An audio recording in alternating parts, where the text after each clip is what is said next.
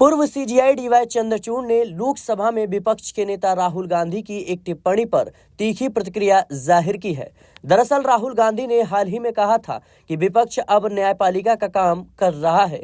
इस पर चंद्रचूड़ ने कहा कि न्यायपालिका कानूनों की जांच करती है, यह विपक्ष का काम नहीं है, विपक्ष नहीं कर सकती।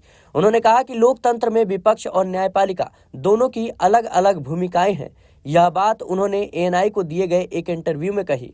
उन्होंने प्रधानमंत्री नरेंद्र मोदी के साथ अपनी मुलाकात और अपने घर पर गणेश पूजा में प्रधानमंत्री के आने पर भी अपनी राय रखी।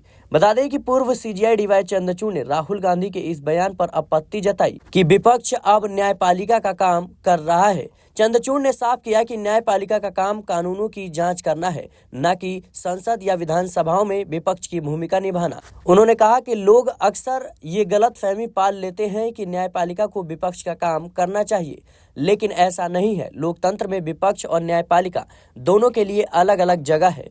बता दें कि चंद्रचूड़ ने आगे कहा कि कुछ लोग न्यायपालिका का इस्तेमाल अपने फायदे के लिए करते हैं। वे न्यायपालिका के कंधे पर बंदूक रखकर चलाते हैं। वे अदालत को राजनीतिक विपक्ष का अड्डा बनाने की कोशिश करते हैं। राहुल गांधी ने कहा था, हम मीडिया, जांच एजेंसियों और न्यायपालिका की तरफ से अकेले काम कर रहे हैं। यही भारत की हकीकत है। चंद्रचूड़ ने इस बयान पर सीधे तौर पर कोई टिप्पणी नहीं की, लेकिन उन्होंने कहा कि वह इस मुद्दे पर बहस नहीं करना चाहते।